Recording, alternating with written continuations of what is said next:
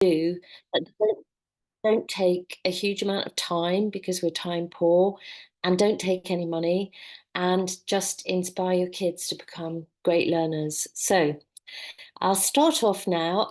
This is me. My name's Juliette, and I have parented 5 children and supported their learning. And so I've got quite a lot of practical experience as well as being a kind of family learning professional for rather a long time. And I work for the charity that runs Learning at Work Week, Campaign for Learning. So what I'd like to do is to start by trying to find out how best describes how you feel about getting your children learning now. Because sometimes it can be a bit daunting or it can be a bit frustrating, especially if you've got reluctant learners. And I just wanted to find out now by launching a poll where you feel you are, how best describes how you feel about getting your children learning. If you're unsure or if you're confident or whether you enjoy it, it'd be really lovely to get some idea where you are now. And then I'm going to do the same poll at the end, and hopefully some of that might have changed. We'll see. Thank you very much. Nearly everybody's there. Just 1 minute. Okay, fabulous. Thank you so much. Right. Okay, still some people answering. Wonderful. Thank you very much indeed. Right, so without further ado, let's start. Okay, so one of the things that you probably may not know, I certainly didn't know it, is that children are hardly in school. I know it feels to them like it is, that they're in school a lot, but actually kids are only in school for about 79% of their waking hours. And that means no pressure, but what happens outside school is really, really crucial. And I think one of the things for me is that, okay, that puts a lot of pressure on us because, I don't know how they teach maths at school. But the really good news is that that's not what's important. The research evidence shows it's not actually whether you can do a quadratic equation that inspires your children to get learning.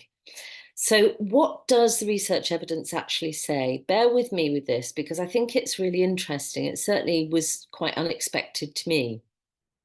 So first of all, we know that what happens outside school is the biggest indicator of children's outcomes at school.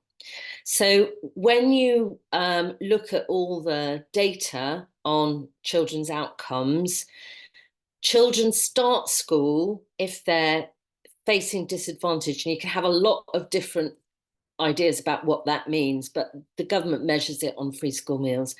On average, 4.6 months behind. Now, that doesn't mean that every child who's on free school meals is 4.6 months behind.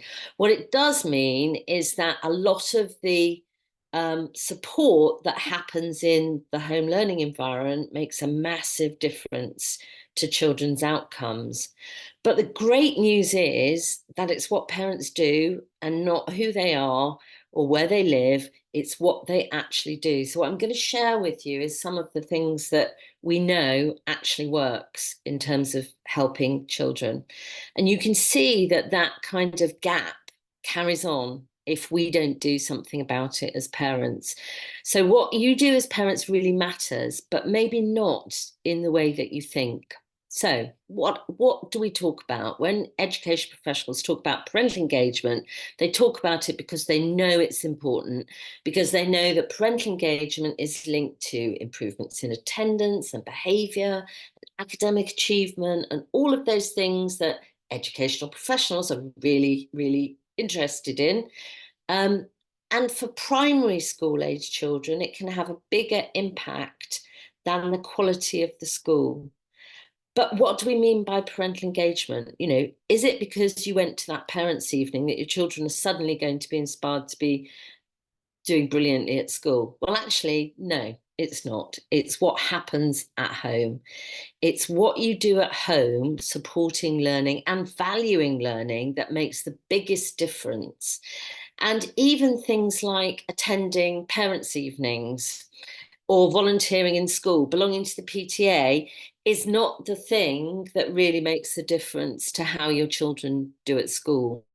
And I think that's really interesting because it means that we need to think about what we do to support learning differently. So what it says consistently is that what parents do, not who they are, makes a difference. And, going to a parents' evening, rushing to fill in the homework diary, the reading diary, making sure they've done their maths homework.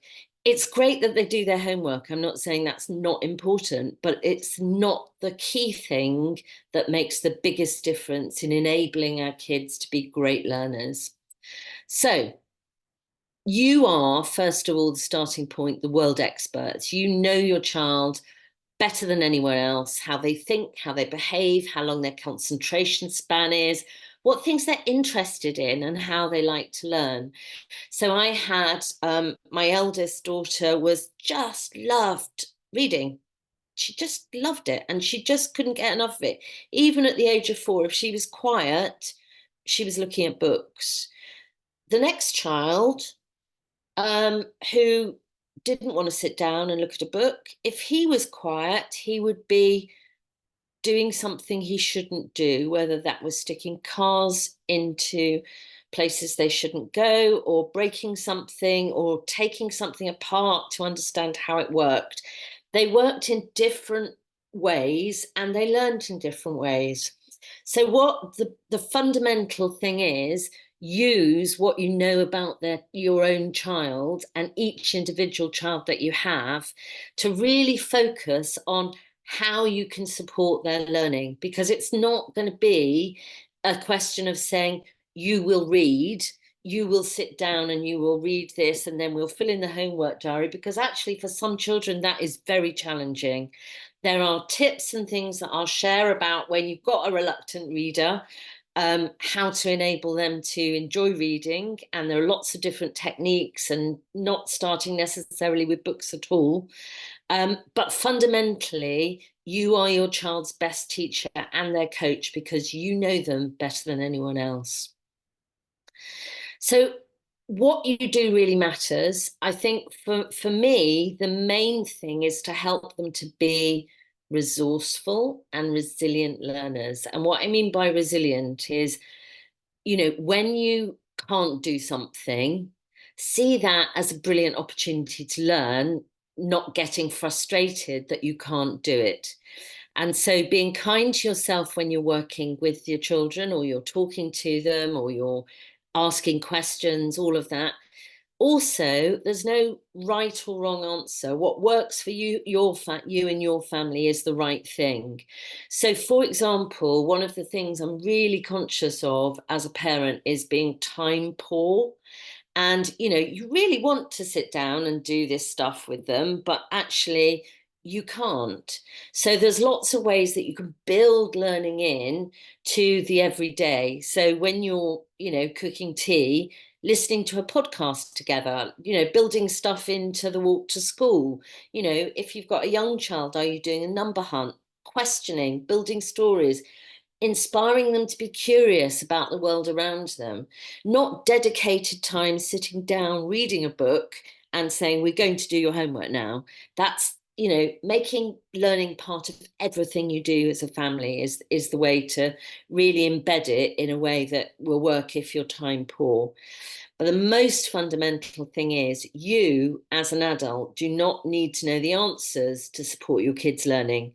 What you need to do is to want them to get the answers and to care that they do. And so ultimately, when you can't do the quadratic equation, instead of saying, oh, well, I was rubbish at maths too, I don't know how to do it, say, I wonder how we can find out how to do it.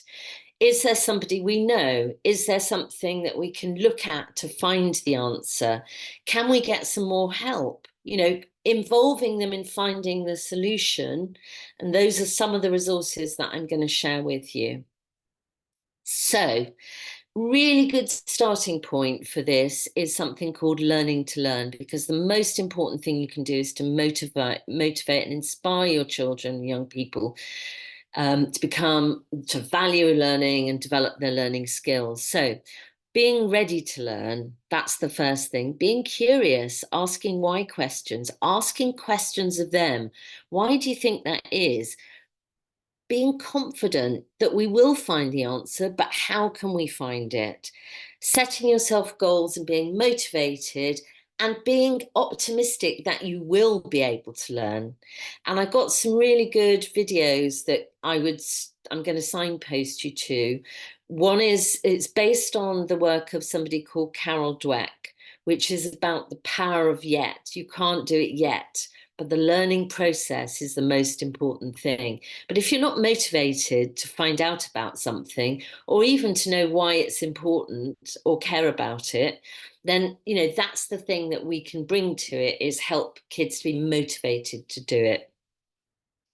Also being resourceful, being creative, and you can inspire their creativity. You can inspire them to look for different information in different places and different ways of doing things. And you can also work with them as a team, talk to them about things, talk to them, knowing that, research evidence says, your kids, if you ask them about what they've done at school, will probably say nothing and they won't want to talk to you. But the fact that you've asked them is more important than the answer, because it shows them that you care and you value learning. Having different roles and supporting each other is really valuable. Also, this comes back to the power of yet and being resilient, seeing challenges and problems as the way to learn. So if you already know the answer to something, and the trouble is when we're taught maths, particularly at secondary school, you often find that you've got to get the right answer in the quickest possible time. Well, actually, that's not the most important thing. It's understanding the process of how you sorted and resolved a problem.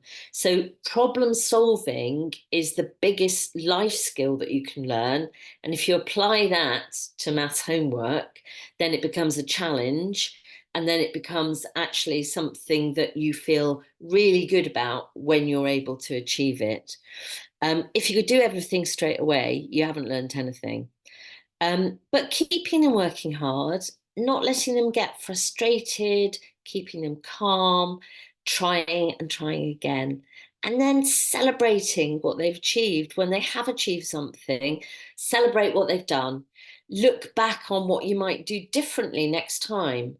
Um, Learning from your mistakes. The thing about, if you keep doing the same thing, you'll get the same results. So, motivation and engagement. This is just recapping on some of the things that were in that slide. Being resourceful, resilient learners, curious by asking questions, starting conversations with them, building learning around what interests them. There's some research evidence that shows children are more likely to be engaged in reading if they have agency. In other words, they can choose the things that they read. And that's one of the issues around, sort of, particularly in primary reading schemes, is there's a lack of choice because they're schemes and you have to read from the scheme. Actually, ensuring they enjoy reading for pleasure and that they love reading, whatever that is, whatever type of material it is really important. So involving them in choices about what they learn.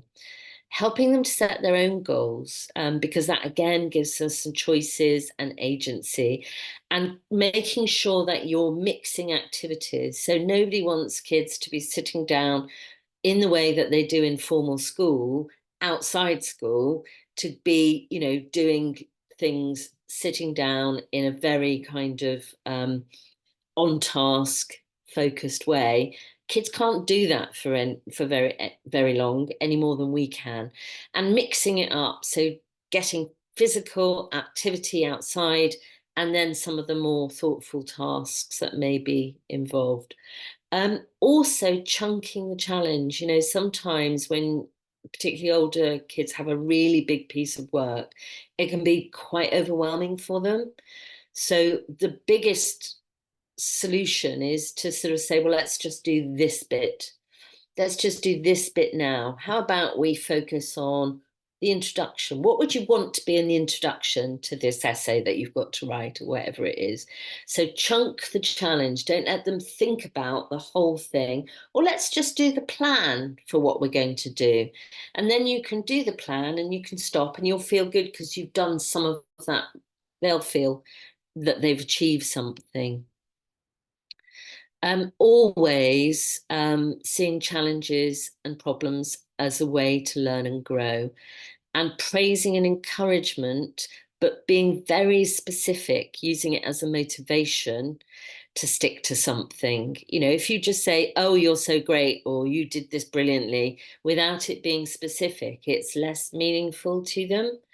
And celebrate what they achieve. And that might be in lots, you know, it could be in lots of different ways. You could, for example, make a handmade certificate, or you could just say, brilliant, high five, or you could say, we're going to make some celebration cakes because that was a really big piece of work that you made, that you did, and it looks great, and I love this about it.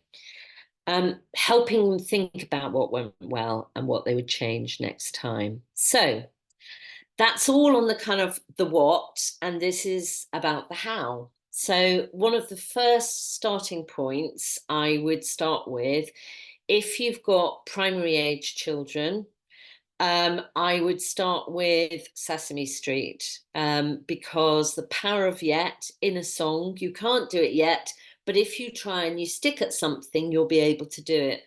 For secondary age kids, I would definitely go for the TED Talk. TED Talks are a wonderful source of, if you've got internet access and you can get kids to focus on TED Talks, they can learn so much about the areas of work and things that they're interested in life. Carol Dweck does this video talking about the power of yet and why it's important, and it's very compelling. And if you haven't got older children, I would watch it yourself, just so that you can see some of the things that she brings to it.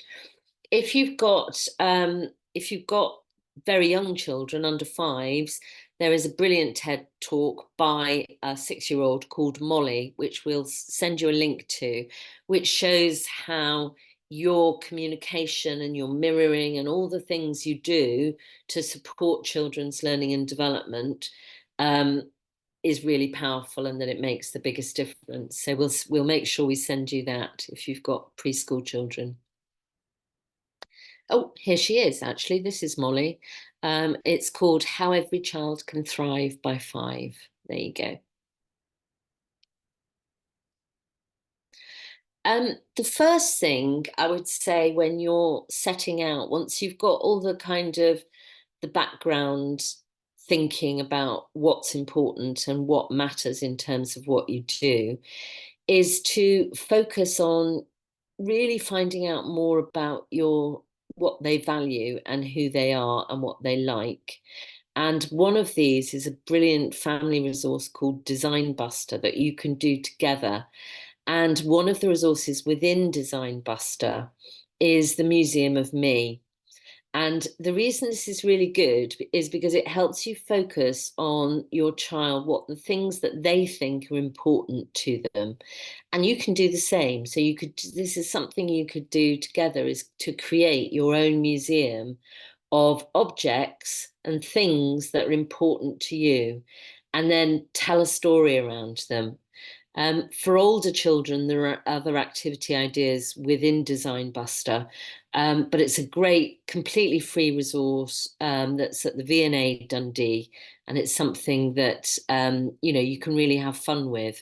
But for me, this really helps them know that you value what's important to them, and it also shows you what's important to them, and then you can extend some of the conversations you might have, for example, around the things that they've chosen and why they chose that and why it's important to them, which is a brilliant learning process. Also, nurturing their creativity. I think one of the things that we don't do often enough is just to create spaces for kids to be creative. And I can't recommend this website enough, Take Kids. There's quizzes, there's competitions, there's all kinds of things that are on there. There's also an opportunity, if they've created some artwork, to upload it to the Tate Kids site, and it can be displayed there. Also, curiosity. There's loads of brilliant resources out there.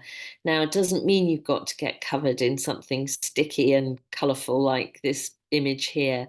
But an example of that is the lovely Dad Lab resource. I don't know if people have seen that before. But it's great activities done at home with with kids.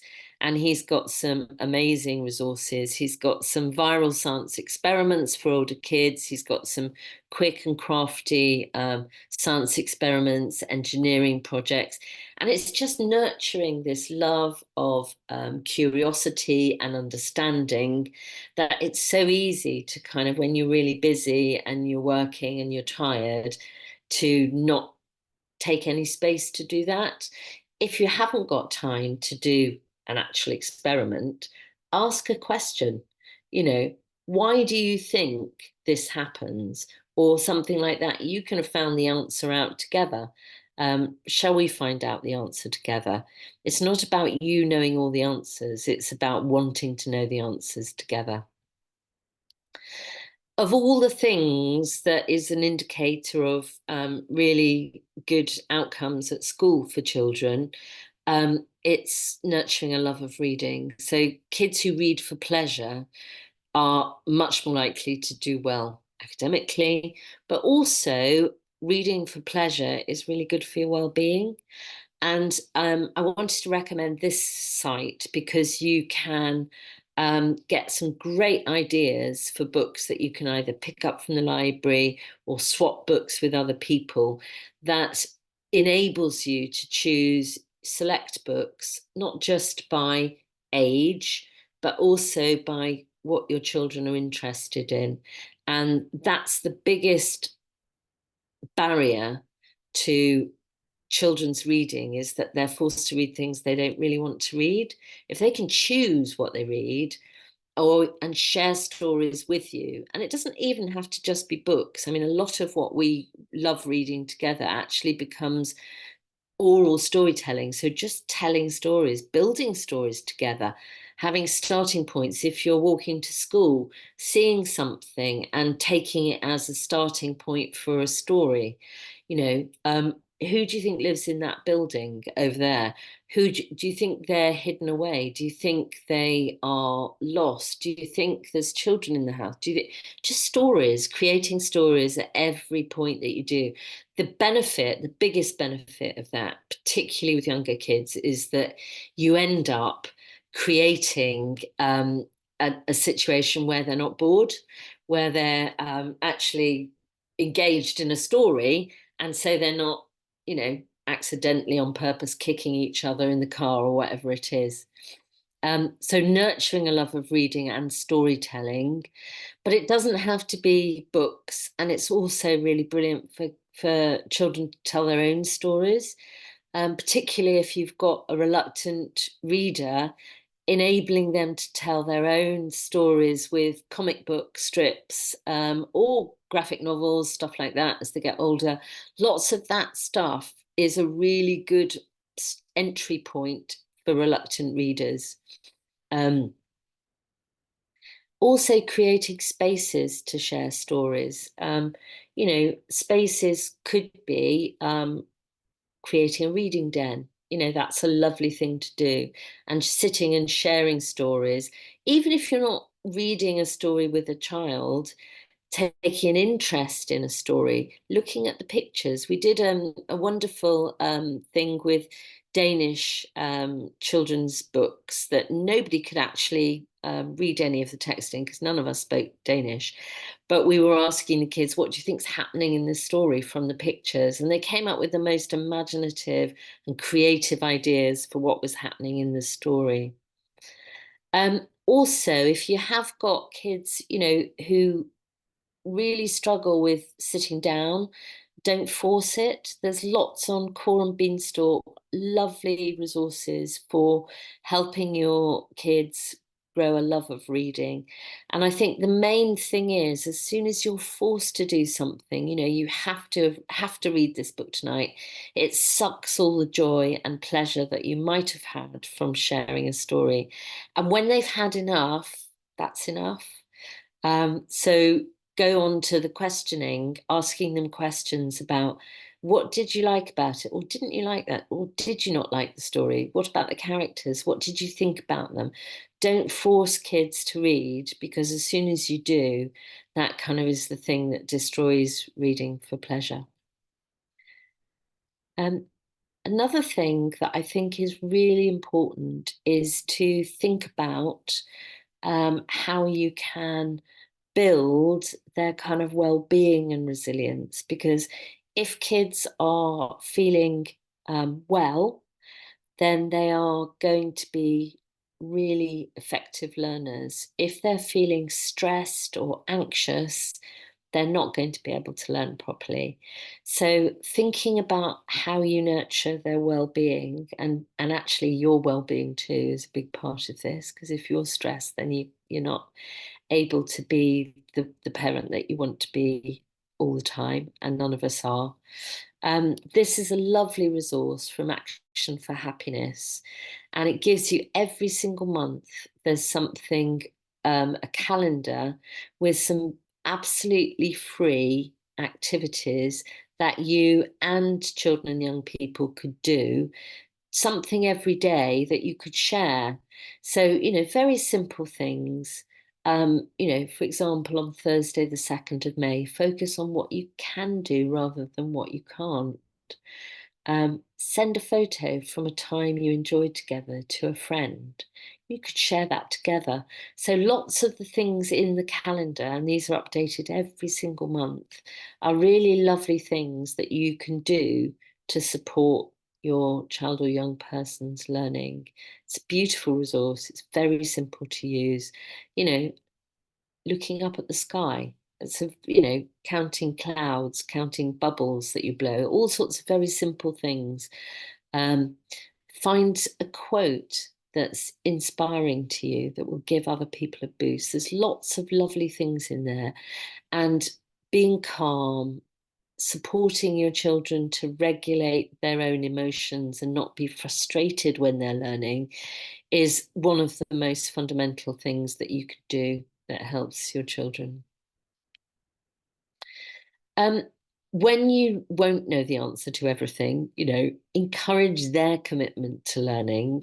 There are some fantastic resources. I mean, this is the most well-known one, but actually it's really good at finding out, okay, you can segment by age and curriculum area. So if it's maths, you know, I have to say, I've gone and looked at a maths, I need to do something at work. How do I do that? I'll go on Bite Size. You know, if that's in the curriculum, it's on there. So it's a really universal place. I'm sure most of you know about this already, but I can't recommend it highly enough. Also, though, particularly as they get older, enabling them to build their own learning communities. So, and support networks. So that may be somebody who lives near, or it may be, you know, the student room. It may be getting them to join that, because there's all kinds of support, and it's an online community for schools, colleges, and uni students. So particularly for older young people, you know, as they're going into GCSEs, they're going into A levels, there's loads of kind of community support and advice, as well as lots of revision support. So this is a really good resource. And also for me, I think children and young people, when they get into teenage, there's a kind of natural, they don't want you to tell them what they need to do. So enabling them to build their own learning support networks is a really effective way of supporting the transition between where you're the go-to person that's supposed to know the quadratic equation, but you don't, and it doesn't matter. to getting peer support and building those learning support networks for themselves. At this age, the most important thing you can do is value and support and celebrate what they're doing. So if you're asking about it, if you're valuing it, again, they may not tell you what they're doing, but be interested, because just the process of being interested is more important than being able to do their maths homework for them or with them. I'm going to go to Q&A now, but before we do, I wanted just to run the poll again and ask you how best describes how you feel about getting your children learning now. And we'll launch the poll.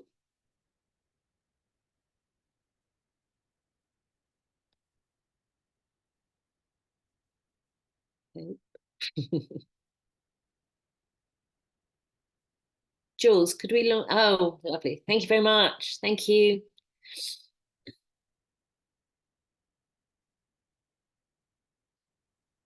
Fabulous. I'll just leave you for a few moments to do that. That's brilliant, actually. That's moved quite a lot, so I hope it's